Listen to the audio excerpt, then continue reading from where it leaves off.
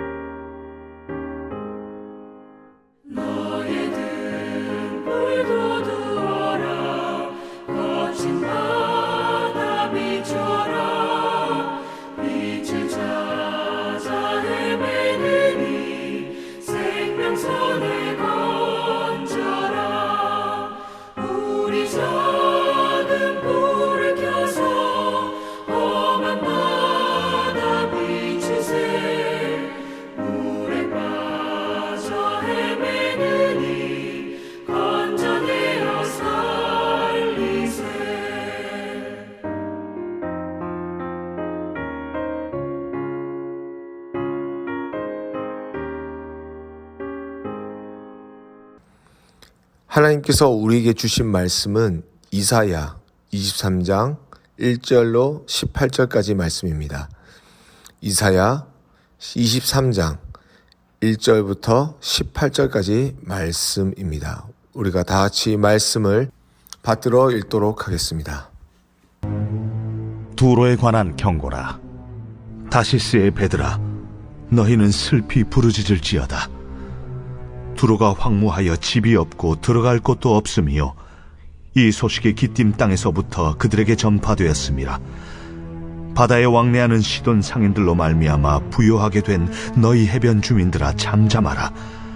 시홀의 곡식 곧 나일의 추수를 큰 물로 수송하여 들였으니 열국의 시장이 되었도다. 시돈이여, 너는 부끄러워할지어다. 대저 바다 곧 바다의 요새가 말하기를 나는 상고를 겪지 못하였으며 출산하지 못하였으며 청년들을 양육하지도 못하였으며 처녀들을 생육하지도 못하였다 하였음이라. 그 소식이 애굽에 이르면 그들이 두로의 소식으로 말미암아 고통받으리로다. 너희는 다시스로 건너갈지어다. 해변 주민아, 너희는 슬피 부르짖을지어다. 이것이 옛날에 건설된 너희 희락의 성, 곧 그 백성이 자기 발로 먼 지방까지 가서 머물던 성읍이냐?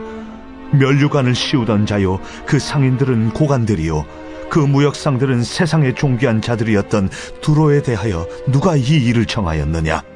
만군의 여호와께서 그것을 정하신 것이라. 모든 누리던 영화를 욕되게 하시며 세상의 모든 교만하던 자가 멸시를 받게 하려 하심이라. 딸 다시스여, 나일같이 너희 땅에 넘칠지어다. 너를 속박함이 다시는 없으리라. 여호와께서 바다 위에 그의 손을 펴사 열방을 흔드시며 여호와께서 가나안에 대하여 명령을 내려 그 견고한 성들을 무너뜨리게 하시고 이르시되, 너 학대받은 처녀딸 시도나, 네게 다시는 희락이 없으리니 일어나 기띔으로 건너가라. 거기에서도 내가 평안을 얻지 못하리라. 갈대아 사람의 땅을 보라. 그 백성이 없어졌나니 곧 아수르 사람이 그곳을 들짐승이 사는 곳이 되게 하였으되 그들이 망대를 세우고 궁전을 헐어 황무하게 하였느니라. 다시스의 배들아, 너희는 슬피 부르짖으라. 너희의 견고한 성이 파괴되었느니라. 그날부터 두로가 한 왕의 연한같이 70년 동안 잊어버린 바 되었다가 70년이 찬 후에 두로는 기생의 노래같이 될 것이라.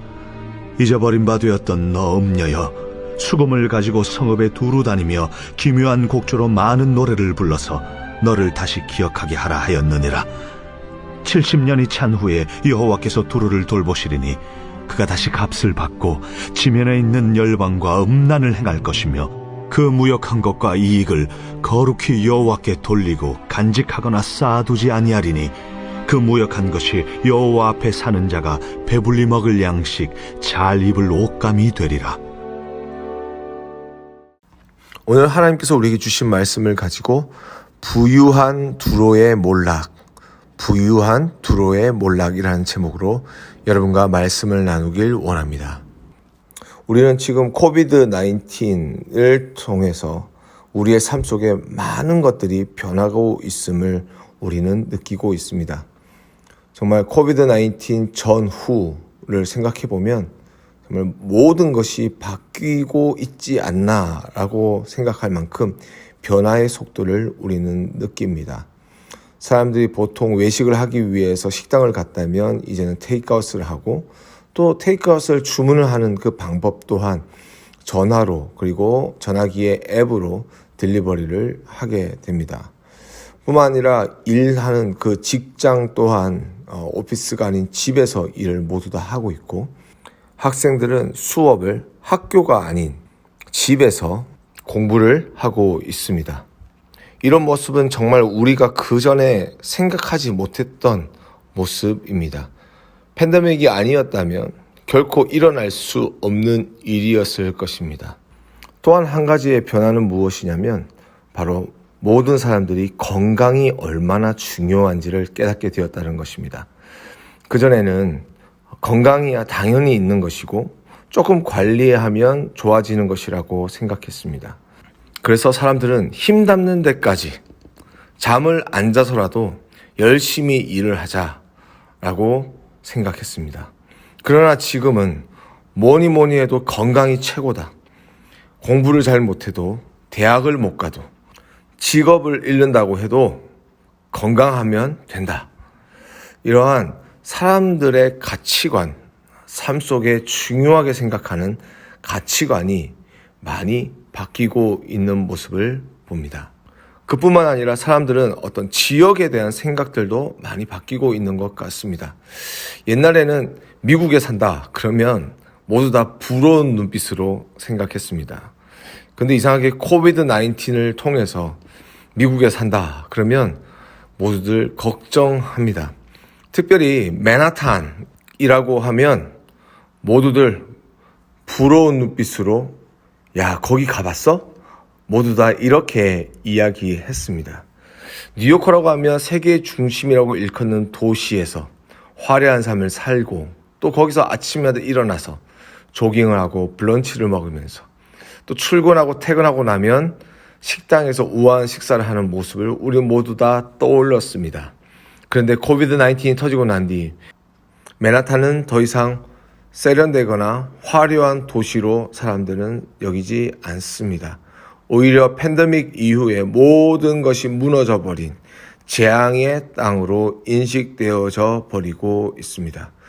그전에는 많은 사람들이 모여 살던 것이 이게 뉴욕이지 했는데 지금은 그 비싼 렌트를 내고 왜 거기서 살아야 하나 사람들은 생각하고 실제로 많은 사람들이 맨하탄을 빠져나가고 있는 상황입니다.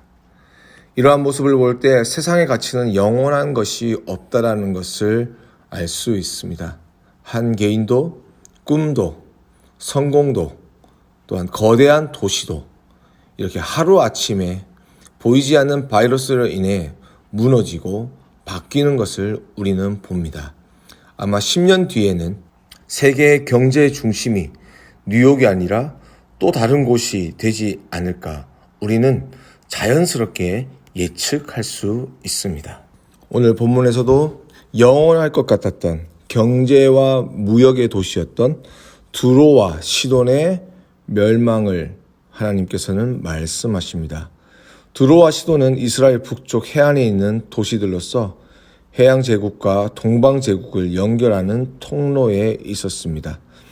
그들은 교통수단을 장악하면서 운임을 통하여 많은 수익을 벌였고 많은 수입과 수출을 왕래하는 사람들이 묵으면서 쓰는 돈을 통하여 경제를 일구었던 도시였습니다. 이 불을 바탕으로 우리가 잘 아는 알파벳의 기원이 되는 페니키아어를 가진 페니키아 문명을 이룩하게 되었습니다. 그런데 하나님은 그들을 심판하십니다. 오늘 본문에서 어떻게 두로와 시돈을 심판하실지에 대해서 말씀하고 있는데 하나님은 1절에서 두로의 땅을 황폐하게 만들어서 집도 없고 들어갈 곳도 없는 정말 사람이 살 수 없는 땅으로 만들어 버리겠다고 말씀하십니다. 하나님께서는 13장부터 이스라엘의 주변 국가들에 향한 심판의 메시지를 계속 말씀하고 있습니다. 바벨론으로부터 시작된 그 심판은 두로에서 끝이 난다는 것을 보게 될 때에 분명 하나님께서 보시기에 참으로 잘못된 삶을 살았음을 알 수 있습니다.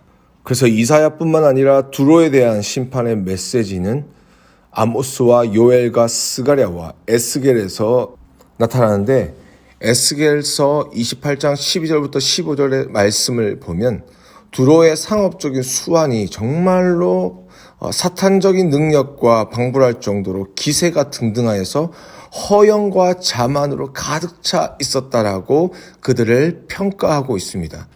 하나님은 그냥 심판하신 것이 아니라 요나가 그랬듯이 하나님의 여러 선지자들을 통하여 하나님의 심판의 경고를 계속 전함에도 불구하고 그들은 무시했고 외면했던 것입니다. 그래서 당시 지중해의 경제를 장악하고 있었던 이 두로를 하나님께서 심판하셨고 그리고 그들의 땅은 사람이 예상할 수 없는 하나님의 때에 심판이 임하여진 것입니다. 그래서 1절과 2절에서 두로에서 떠난 상선이 다시스라고 하는 그 스페인의 땅에 머물렀을 때에 구브로 섬의 항구인 기띔에서 이르렀을 때에 갑작스럽게 자신의 고국이 사라져버렸다라는 것을 듣게 되고 슬프게 울어야 함에도 하나님은 울지 말라고 하십니다. 왜 그러셨을까요? 그들의 마음과 그들의 생각이 하나님을 떠나서 하나님 필요 없이 살아갈 수 있다라고 자화자찬했던 그들의 교만 때문이었습니다. 그래서 주님께서 잠잠하라 하십니다. 너네들의 목소리를 듣지 아니하고 이제는 조용히 나의 말씀에 귀를 기울여 보라고 주님께서 말씀합니다. 여러분, 세상에 그 어떤 것도 영원한 것은 없습니다. 하나님 이외에 영원한 것은 존재하지 않습니다. 이것을 성경은 이야기하고 있고 그것을 진리라고 이야기합니다. 이사야서 40장 8절 말씀에 풀은 마르고 꽃은 시드나 우리 하나님의 말씀은 영원히 서리라. 여러분, 이 말씀을 믿으십니까? 믿으시면 아멘 하십시다. 세상에 어떤 것도 부요함도 건강도 그리고 도시도 그리고 세상의 영화도 그 어떤 것도 심지어 나도 영원하지 않습니다. 그래서 우리는 영원하신 하나님이 필요한 것입니다. 더 은혜로운 것은 그 영원한 하나님께서 우리에게 자신의 영원함을 주시기 위해서 오셨습니다. 그를 인정하고 그에게 속하여서 그의 영광을 위해 살아갈 때에 하나님은 그 인생을 자손 1000대까지 지키시겠다라고 말씀하셨습니다. 우리 사랑하는 성도 여러분, 영원한 것을 붙잡는 인생 될 수 있기를 주님의 이름으로 축복합니다. 우리 인생 가운데 하나님께서 섭리하셔서 하나님의 목적을 이루기 위하여 우리를 이 땅 가운데 하나님의 자녀를 삼아 주셨습니다. 그렇다면 이제 우리가 하나님의 영광을 위한 삶을 살아가면서 하나님의 영원한 나라를 이 땅 가운데 세워 나갈 수 있는 하나님의 백성 되는 여러분 될 수 있기를 주님의 이름으로 축복합니다. 오늘 말씀을 마치면서 우리가 한번 생각해 보아야 될 것은 우리가 지금 자랑하고 있는 것은 무엇인가라는 것입니다. 혹시 두로와 시돈처럼 가지고 있는 부와 능력과 다른 사람들로 받고 있는 인정으로 우리가 그것을 나의 자랑으로 삼고 있다면 하나님은 결코 기뻐하지 않으실 것입니다. 왜냐하면 출애굽기 20장 5절에서 하나님은 질투하는 하나님이라고 말씀하셨고 민수기 15장 41절에 하나님이 우리를 구원하신 이유가 무엇이냐라고 했을 때 하나님은 우리의 하나님이 되시기 위하심이라고 말씀하였기 때문입니다. 그렇습니다. 우리가 생각할 때 가치 있다고 생각하는 것을 우리는 자랑스럽게 생각합니다. 돈을 귀하게 생각하는 사람은 돈을 자랑하고 자식을 귀하게 생각하는 사람들은 자식을 자랑합니다.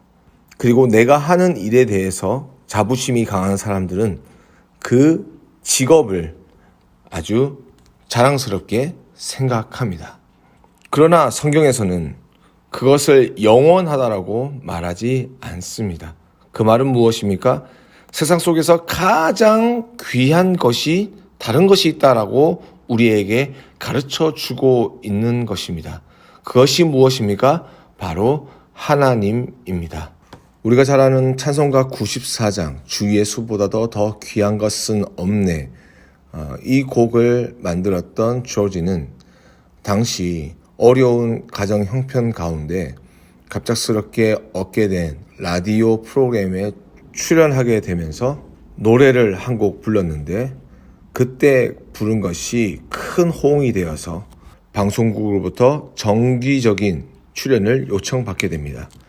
그때 조지는 새로운 직장을 주신 하나님께 감사하면서 기도하던 중 갑자기 어머니가 즐겨 읽으셨던 시가 머리에 생각나게 되었습니다. 너를 위해 세상에 보낸 독생자 예수 외에는 어떠한 만족도 줄 수 없다. 이 시가 머리에서 생각나자마자 그는 찬송가를 짓게 됩니다. 그것이 바로 94장입니다. 그리고 난 그 다음날 방송국에서 전화가 왔을 때 이 조지는 확신이 가득한 목소리로 이렇게 대답합니다. 죄송합니다. 저는 세상의 부귀영화를 위해 살지 않고 오직 하나님의 영광을 위해서 살기로 했습니다. 그리고 하나님이 주신 재능을 주님만을 위해 사용하기로 결심했습니다. 그는 그의 고백과 같이 세상 부귀보다, 세상의 명예보다, 세상의 행복보다 예수 그리스도를 선택하고 귀하게 여긴다라고 고백했습니다. 그 후 1947년부터 빌리 그레엄 목사님께서 이끄시는 복음전도 협회에 참여하게 되면서 하나님께 찬송을 올려드리게 되었는데 그때 자신의 찬송인 주 예수보다도 더 귀한 것은 없네를 부르게 됩니다. 수많은 회중이 끝없는 박수에 조지는 다시금 이렇게 고백합니다. 여러분이 보내주신 성원에 진심으로 감사합니다. 그러나 저는 여러분의 뜨거운 박수 갈채도 예수님과는 바꿀 수 없습니다. 사랑하는 프라미스 성도 여러분, 주님만을 자랑하는 우리가 될 수 있기를 바랍니다. 오늘 하루의 삶을 살아가면서 하나님께서 나에게 주신 것들을 세어보면서 그의 은혜를 인하여 축복을 인하여 하나님께만 감사와 영광을 올려드릴 수 있는 귀한 하나님의 백성들 될 수 있기를 바랍니다. 또한 세상 가운데 아직 하나님을 모르는 자들에게, 하나님이 필요한 자들에게 여러분이 만난 하나님, 살아계신 하나님, 우리를 사랑하시는 하나님, 넘어짐 가운데서 다시 살리시는 은혜의 하나님을 자랑할 수 있는 프라미스의 모든 성도님들이 될 수 있기를 주님의 이름으로 축복합니다. 함께 기도하겠습니다. 하나님 아버지 감사합니다. 오늘의 말씀을 통하여 이 세상 가운데 영원한 것이었으며 유일한 영원한 것은 하나님밖에 없음을 고백하게 하여 주심을 감사드립니다. 하나님만을 붙잡게 하여 주시옵소서. 하나님만을 바라보게 하여 주시옵소서.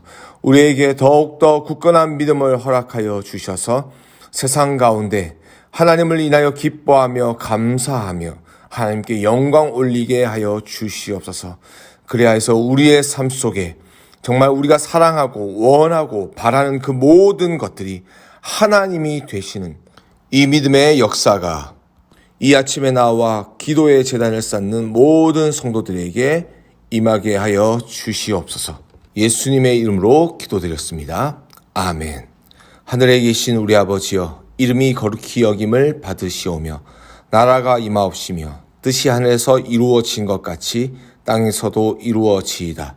오늘날 우리에게 일용할 양식을 주옵시고 우리가 우리에게 죄 지은 자를 사하여 준 것 같이 우리의 죄를 사하여 주옵시고 우리를 시험에 들게 하지 마옵시고 다만 악에서 구하옵소서. 대개 나라와 권세와 영광이 아버지께 영원히 있사옵나이다. 아멘.